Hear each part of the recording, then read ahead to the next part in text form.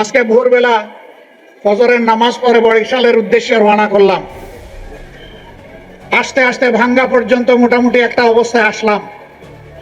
ভাঙ্গা ছেড়ে যখন বরিশালের রাস্তা ধরলাম তখন দেখি যে ভাঙ্গার পরেই ভাঙ্গা রাস্তা শুরু হয়ে গিয়েছে। পুরাটা রাস্তা বঙ্গোপসাগরের পানির ঢেউয়ের মতো। রাস্তা আবার মাত্র 2 লেনের, একটা বিভাগীয় শহরের রাস্তা, তাছাড়া পাশে আছে কুয়াকাটা, বাংলাদেশের দ্বিতীয় বৃহত্তম সমুদ্র সৈকত, নাকি এইটাই বৃহত্তম আল্লাহ ভালো জানেন। এই রাস্তাটা বরিশালবাসীর প্রাণের দাবি যে এটা 6 লাইনে উপনীত হবে। সরকার এই ব্যাপারে কোনো কথা বলে না, সরকারি দলের এমপিরাও কোনো কথা বলে না। কেন তারা বলে না? কেন তারা জোরে আওয়াজ তুলে না? ভোলা বাংলাদেশের অংশ, কিন্তু বাংলাদেশ থেকে বিচ্ছিন্ন। ভোলাবাসীর প্রতি এটা কোনো দয়া নয়, দাক্ষিণ্য নয়, করুণা নয়। ভোলাবাসীর ন্যায্য পাওনা একটা ব্রিজ, সেই ব্রিজ এখনো হয়নি কেন? তার সিদ্ধান্ত এখনো নেওয়া হয়নি কেন? এক থেকে এখনো উঠে নাই কেন? এই সব কিছুর জবাব আমরা জানতে চাই সরকারের কাছ থেকে। প্রিয় বরিশালবাসী, রেল হচ্ছে যোগাযোগের নিরাপদ এবং সহজ মাধ্যম। বাংলাদেশের বিভিন্ন জায়গায় রেল লাইন থাকলেও বরিশালবাসী রেল লাইনের গল্প শুনেছে, রেল লাইন দেখে নাই। কি অপরাধ বরিশালবাসীর? এখানে রেল লাইনও দিতে হবে। এইভাবে ন্যায্য যে দাবিগুলো আছে, আমি সরকারের কাছে আহ্বান জানাই, আপনারা ওয়াদা করেছেন, আপনাদের 31 দফায় বলেছেন আপনারা যদি ক্ষমতায় যান তাহলে সুষম উন্নয়ন করবেন। বরিশালকে বঞ্চিত রেখে আল্লাহর কসম সুষম উন্নয়ন হবে না। তাদের পাওনা তাদেরকে দিতে হবে, তাহলেই সুষম উন্নয়ন হবে। প্রিয় বরিশালবাসী, সংসদে যেদিন আমি ভোলার ব্রিজের ব্যাপারে কথা বললাম, পরের দিন হাউসে বিরতির সময় এই এলাকার একজন সংসদ সদস্য এসে বলে, আপনি দাঁড়াবে নাকি?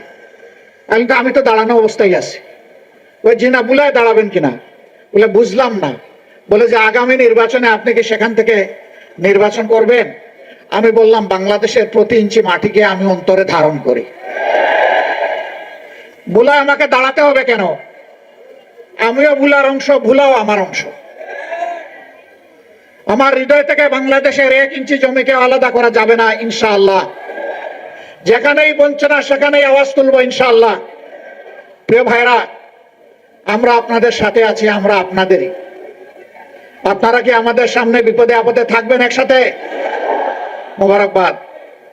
এবার আসুন, আজকে যে কারণে এখানে এসেছি, আমরা এসেছি গণভোটে আপনারা হা বলেছিলেন। এদেশের 70% মানুষ হা বলেছে।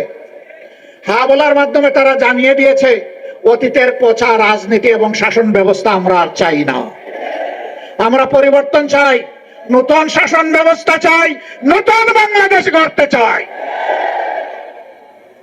আফসোস, বর্তমান সরকারি দল তারা বলেছিলেন অধিকাংশ জনগণ যদি গণভোটে হায়ের পক্ষে রায় দেয় তাহলে আমরা গণভোটের প্রত্যেকটি দাবি অক্ষরে অক্ষরে বাস্তবায়ন করব। আমরাও বলেছি, তারাও বলেছেন গণভোটে হা বলুন, আমরাও বলেছি গণভোটে হা বলুন। কিন্তু হা যখন বিজয়ী হলো, যেভাবেই হোক মেকানিজম করে তারা যখন ক্ষমতায় চলে গেলেন, তখন হাটা তারা ভুলে গেলেন। এখন বলতে বলতে এসে তারা বলতেছে আমরা কখনো সংস্কারের কথা বলি নাই। না না বন্ধুরা, আপনারা সত্য বলছেন না, আপনারা মিথ্যা বলছেন। কারণ আপনাদের 31 দফা সংস্কারের দাবির প্রথম দফাই হচ্ছে সংস্কার। এখন বলেন যে সংস্কার কি জিনিস বুঝি না। আসেন আমরা সংবিধান সংশোধন কমিটি করি। আমাদের সংসদের ভিতরে আপনারা দেখবেন মাঝে মাঝে একজন অবৈতনিক শিক্ষক তিনি আমাদেরকে সবক দেন। এইটা সংবিধান, ওইটা সংবিধান, এইটা ধারা, ওইটা ধারা। আমি জিজ্ঞেস করতে চাই, সংবিধান এবং কার্যপ্রণালী বিধির কোথায় আছে? সংসদে আপনি একটা সংবিধান সংশোধন কমিটি করতে পারবেন, মেহেরবানি করে তা দেখিয়ে দেন। আমরা যখন তার প্রতিবাদ করেছি এখন শুনলাম